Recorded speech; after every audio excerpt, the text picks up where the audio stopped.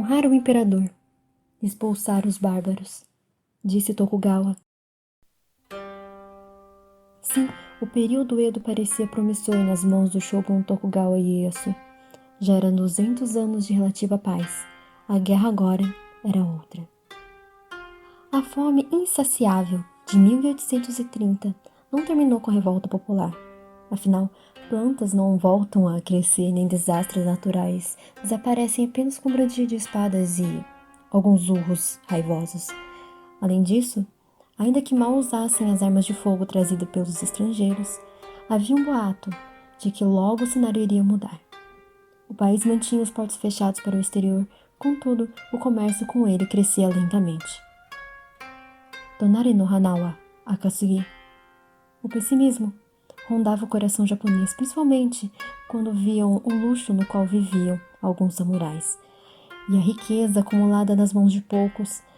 As crises internas aumentavam conforme o medo se postava de protagonista. Sim, é uma época de muita paz. Japão, meados de 1840, período Edo. Foi finalmente anunciado que o velho Saotome, senhor de uma região do centro-leste da província Shinado, na ilha principal, está nas últimas. A doença e envenenamento, seja lá o que for, apenas importa para o governador da mesma e a sua filha, Rin. Ela está voltando para casa, também por causa de um pedido expresso do Daimyo Shinado Takeda Dono. Algo estava acontecendo. Sabe-se que um guarda-costas foi contratado para protegê-la ao chegar de viagem. A jovem está de frente à sua velha casa. O local de recepção era extremamente arborizado e um pequeno rio passava por ali perto. Alguns tecidos ornamentados escondiam-lhe a visão dos 10 serviçais que se curvaram, esperando que saísse da carruagem. A transparência das diversas camadas do véu que cobre o meu rosto não priva-me da visão, mas sem dúvida prejudica a totalidade. Somente no mais inconveniente que o pesado traje tradicional, entretanto. Mesmo que eu não esteja observando a paisagem, pelo fato das janelas estarem meticulosamente cobertas pela cortina escarlate, consigo reconhecer a atmosfera do meu lar com facilidade. O piar dos pássaros acima de minha cabeça, o cheiro de folha oriundo das plantações no sítio afastado da casa principal, o barulho de água corrente proveniente de alguma queda d'água distante que abastecia o leito do pequeno lago rente à mansão. Sinto-me nostálgica. Conforme algumas lembranças da infância invadem meus pensamentos, mas logo mordo os lábios, me recompondo. Levanto-me com delicadeza, ajeitando as largas mangas do kimono branco e colocando as luvas que permaneceram pousadas sobre o colo durante a viagem inteira. Ajeitando mais firmemente o penteado e reposicionando o adorno dourado no cabelo, enfim estendo os braços para afastar a cortina da porta já aberta por um dos criados que aguarda para escoltar-me. Delicadamente pouso a mão sobre a palma do serviçal e tomando cuidado para não tropeçar nos degraus da carruagem e envergonhar a mim mesma. Observo o local friamente, ignorando as dezenas de criados que curvam-se ao protocolo de recepção. Meu pai sequer veio me receber, provando que sua saúde estava em um estado tão crítico quanto havia sido reportado nas cartas. Meu irmão Daitin, como já era de se esperar, também não estava ali. Passaram vários anos desde o último contato entre nós dois. Ele era singelamente mais velho que eu, poucos meses no máximo, mas não gosto de lembrar da época que fui apenas uma filha bastarda. Por bem ou por mal, a primeira esposa veio ao óbito, e poucas semanas passaram-se até que minha mãe fora declarada como segunda esposa, sequer dando tempo para que o luto fosse contemplado pelo clã. Recebi o sobrenome do pai e tornei-me propriamente Masao também. Minha irmã Naomi veio a nascer alguns anos depois, quando já mostrava-me consolidada na posição. Não precisaria mais ouvir rumores desconcertantes sobre minhas origens. Percebendo que estou perdendo-me nas lembranças amargas da infância, volto a atenção para o presente buscando pelo irmão. Estranhamente, ela também não encontra-se presente. Abro os lábios para indagar a respeito, mas acabo cerrando-os abruptamente, antes que qualquer som escapasse. Não havia necessidade de precipitar-me. Sou guiada para dentro da casa enquanto os serviçais retornam aos seus postos. Com o número de pessoas reduzido, finalmente abro os lábios. Leve-me até ele. Por mais viciosa que seja minha personalidade, ainda resta um pouco de afeto pelo pai biológico, especialmente após a morte da mãe. mesmo que ele a tivesse enviado para longe quando minha progenitora subitamente tornou-se enferma. Sequer tive direito de acompanhar a mãe durante seus últimos dias de vida. Mas agora que São Tomé estava nas últimas, sou obrigada a arcar com as suas exigências e retornar para o clã.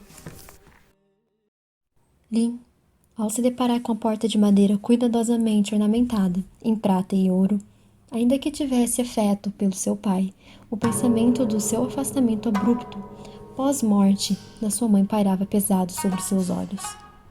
Tentava reconfigurar sua expressão, endurecer os lábios. Quando entrou no quarto, lentamente foi revelada a figura envelhecida do patriarca Saltome Mogamedono. O rosto pálido era visível mesmo de longe, cama abarrotada e um vaso com alguns panos pendurados na borda. Claramente, pela cor, toalhas usadas inúmeras vezes sem lavar. Uma pequena, mas respeitosa reverência dela permitiu-a ouvir um Entre, minha muçulmê. Antes de entrar, porém, se deparou com um homem estranho sentado no degrau da mesa de refeições. Uma roupa azul clara de confecção de alta qualidade e um olhar sereno, um tanto severo, natural dos samurais, o denunciou imediatamente. O que um cão do Shisengumi estaria fazendo aqui? Poderia se perguntar. Na visão dele, a mulher que mostrou-se no quarto do seu contratante era tão bonita como estranhamente intrigante. No mau sentido. A pele branca leitosa, cabelos negros, fios retos e pesados, além dos olhos cor de ônix, a fazia parecer um fantasma. Ou, como diziam os boatos, parte de uma família amaldiçoada, marcados para morrer de uma forma bem dolorosa e cruelmente gradual. Talvez fosse ela que deveria proteger. O enfermo não tinha dito nada. Saltome só o deixou ali para esperar. Enquanto isso, ela entrou. O homem foi convidado para esperar do lado de fora pelas serviçais. Lá havia uma serviçal segurando uma bandeja com pão e algo para beber. Estou um pouco desconfortável com a situação. Por que fui contratado para me tornar um guarda-costas? Ou enviado para cá sem nenhuma informação? Começo a sentir uma sensação de que não deveria estar por aqui. Como um espadachim, um guerreiro que está em linhas inimigas desconhecidas, é considerado morto pela falta de informação. Porém, ser um guarda-costas é meu fardo agora. Não posso transgredir as leis do Shinsei. Fico surpreso com a recém-aparição da mulher que acaba de entrar no quarto. Sua presença me traz uma sensação semelhante como se estivesse fora de um. Sua pele de coloração branca como a neve caindo durante o inverno me impressiona. Me sinto tenso me colocar no lugar dele, imaginando minha vida caso eu pudesse perder meus irmãos, parentes próximos, principalmente devido a uma maldição. Antes de sair do ponto, realizo uma reverência rápida e séria em ambiente hostil. Mantenho meu olhar sereno sem dizer uma palavra sequer. Afinal, sou um estranho para todos e não muito bem recebido por alguém. Apenas observo ambas as serviços. Não pretendo tirar conclusões precipitadas, porém não posso confiar em ninguém. Já do lado de fora do cômodo, vejo uma serviçal com uma bandeja de pão e algum tipo de bebida. Maçã, desculpe, poderia me informar que tipo de bebida é esta? Mugicha, senhor. Ela percebe sua atenção e imediatamente balança a cabeça negativamente, envergonhada. Moshioki, Eremasen, Masayashi-san. Minha informalidade não tem perdão. Mas aconteceram tantas coisas, desde a estranha doença do Saltome Dono e... Ajoelho ao lado da cama do pai, tomando-lhe as mãos frias e calejadas. Pai, não sei o que dizer. Queria perguntar o que havia acontecido. Onde estava minha irmã? Como estava sua saúde? Quem era o samurai naqueles aposentos? O que seria do clã agora? Como estava se sentindo? Tinha perguntas demais embaralhando em minha mente e formando um nó em minha garganta. Mas no meio do turbilhão de pensamentos, digo: estou de volta, pai. Aperto-lhe a palma, sentindo a pulsação fraca e hesitante do pai acelerar-se. Ou talvez eu estivesse ouvindo meus próprios batimentos. Removo o véu agora que finalmente estamos a sós. Apesar de sentir o corpo aquecer e esfriar constantemente pela dualidade de sentimentos como nervosismo e desesperança, sua face permanecia impassível, quase como se outro véu estivesse contendo suas expressões, véu esse formado por uma fina e frágil camada de gelo. Era muito estranho quanto desconfortável vê-lo naquele estado, tremendo, tossindo, magricelo em frangalhos, mais um moribundo do que um dia chegou a cogitar que ele pudesse ficar. Mogamidono, o homem que lutou contra rebeldes inimigos do Shogun, sejam Ronins ou os malditos shinobis, ao lado de Takeda Shinado, jamais se permitiria estar desse jeito. Os anos envelhecidos mostravam-se cruéis por toda sua aparência, relegando seu passado de glória apenas à velharia chamada de passado.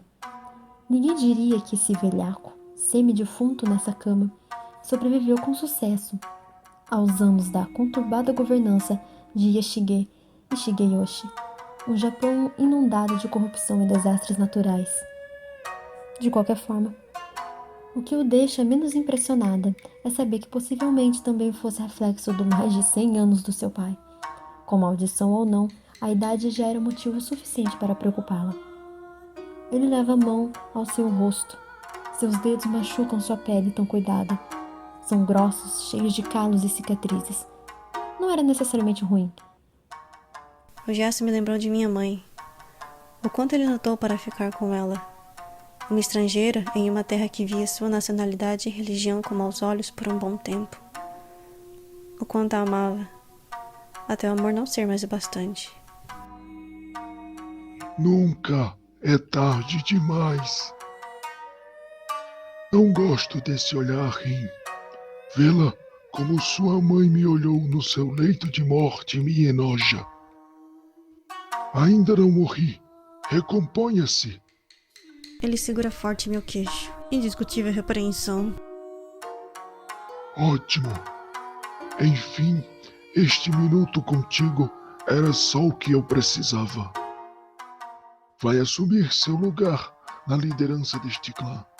As suas responsabilidades já começaram. Endureço os ombros para recompor a compostura, apesar de abalada. Mentalmente repito a mim mesma que é uma ótima oportunidade, que não adianta lamentar o inevitável. Tudo que precisa é aperfeiçoar a divisória entre o espírito e o mundo exterior, fazer-se inabalável.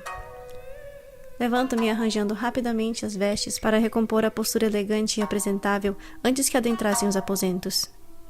Sem o véu, certamente pareço uma boneca de porcelana, devido à pele alva e aos olhos frios e sem brilho. A outra serviçal ali bate no ombro dela, mostrando clara escárnio. Pare com isso. Não seja ridícula. Doenças? Todos aqui sabem quanto essa família é indigesta. Falo mesmo. Apesar deles terem nos defendido com unhas e dentes, logo esse senhor saberá disso. E talvez não ache tão difícil eles serem realmente amaldiçoados. Irie! Não me critique, Zuki. É totalmente verdade. Irie cuspiu no chá, que está a bandeja que segurava. Ainda bem que a menina Naomi foi enviada para estudar no exterior e o irmão morreu na guerra. Se alguém escuta você falar isso... Cala a boca, sua tola. Imagine conviver de novo com o pai, rabugento e a víbora da irmã. Ele não morreu, Irie. Só está desaparecido. Cala a boca, sua tola. Irie se ajeita e dá 2 toques na porta. Entre! E venha também, rapaz. Lhe direi o seu trabalho. Realizo uma reverência em um arco e vou em direção novamente de volta ao côndor onde fui chamado.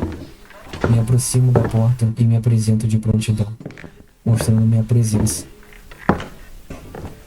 Entro e permaneço quieto até uma possível explicação de minha vinda ao local. Este é Masayashi Shin, parte dos Shinsengumi, recomendado por Shinado Takeda. Vai protegê-la quando for para a residência de férias do Shinado Dono. E o velho amigo também está com problemas de saúde. Muitos vão aproveitar para tentar tomar seu poder, ou até mesmo seus filhos poderão lutar entre si pelo poder.